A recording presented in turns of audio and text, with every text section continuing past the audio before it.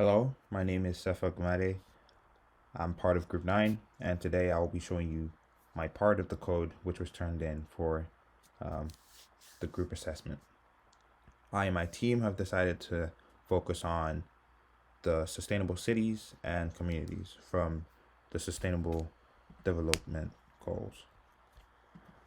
We decided on creating an application which would better help users or pedestrians know or be aware about incidents happening in a specific geographic area and how they will be able to share this information quickly via this application, and also um, being able to just have an understanding and information of perhaps crimes or um, incidents, well, whatever the needs might be that would be happening in their area. And so part of the use cases we decided to handle was the use of the map system, which I undertook as a task. I'm in charge of creating a visual representation of the map to help the users, see locations, and as well creating, making sure the map is functional to help track users' locations. So I've used Google Maps API to help me um, get this task done. I'll start off by showing my part of the code, and later on showing how I've integrated it with the team's work. So here I have my index.js. The code, this code actually is a React component that renders a Google map using React's Google Maps API library. It has two parts, the home component and the map component.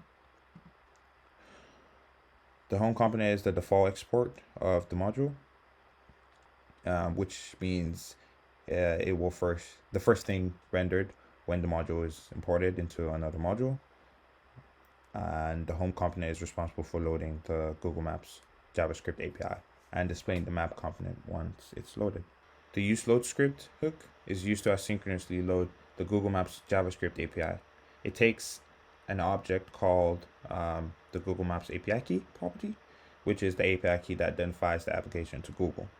This key is passed as an environment variable to the component using this.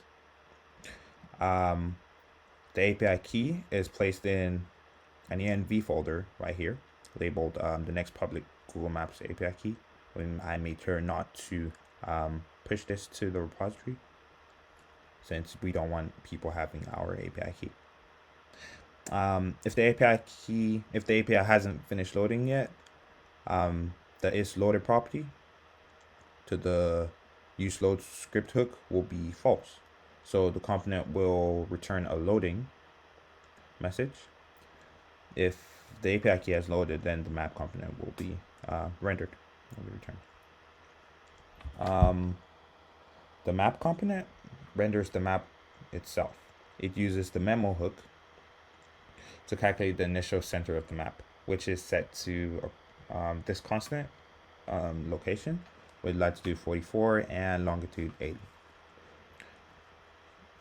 The Google Map component is used to render the map itself. It takes several properties like the zoom, center, and map container class. Yeah, it's also styled in the CSS, general CSS here.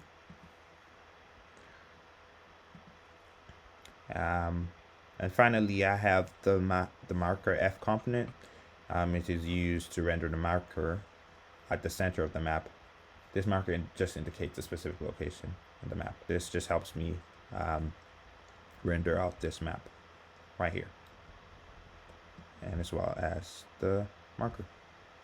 So I will move on to what actually makes the map functional, like when I put in a location here like Brunel, and see how the map actually adjusts to that. So I'll just go through that quickly. 6 minutes in. Cool. So right here, I have my apps.js file. Um, this is where I would say most of the functionality of the search bar comes into play. Let's start at looking at the top imports. We import React and UState, which are the core React libraries. We also import several components from the React Google Maps API library, including Google Maps, load scripts, the standalone search box, and marker F. Next, we define some constants. The container style constant is an object with width and height properties set to 100 VW and height 100 VH. Yeah, that's why it kind of looks like this. The default centers as well. So taking a closer look at the app component, the app component uses the UState hook to create a center and center state variable, which is initialized by the default center. The handle search function is called whenever the user types something into the search box. This function takes the input value and uses the Google Maps geocoder API to look up the latitude, longitude of the location. If the API call is successful, the center if the API call is successful, the center state variable is updated with the new longitude and latitude.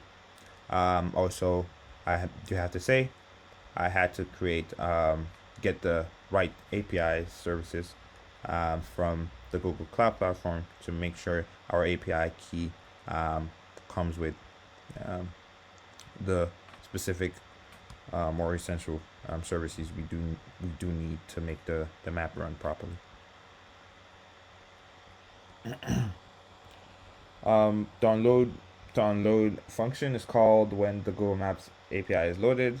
In this case, it simply logs a reference to Google Maps object to the console.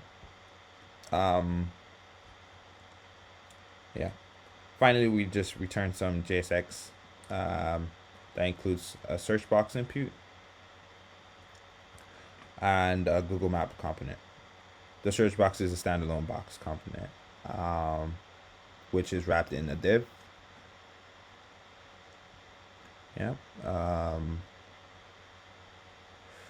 With some inline styling positions on top of the screen. The Google Map component is actually just wrapped in a load script component, which takes a Google Map API key, the one for the website already, and the Google Map component has the component style, center, zoom, just like we also have in the index.js file, and that's it. I'll just quickly show how it was incorporated with my team.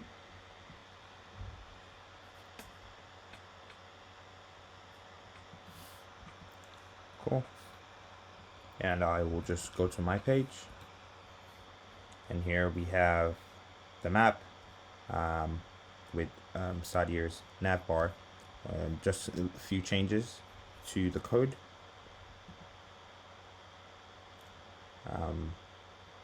Just under the source file, under maps, right? We just imported the nav bar component, so we could have the Sadir, which is a group member in my team, so nav bar right on top, and integrated the map right under. We also integrated the function of the dummy map we had before into the search locations right here. That's it for my code. I hope this was helpful to share my path and part of the group assessment.